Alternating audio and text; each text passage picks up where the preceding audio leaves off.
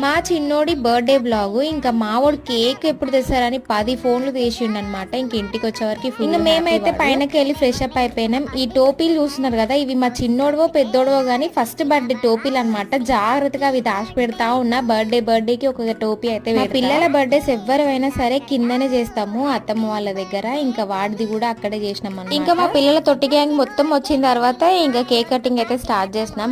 మా పెద్దోడిదేమో జూలై 1, మా చిన్నోడిది August 9.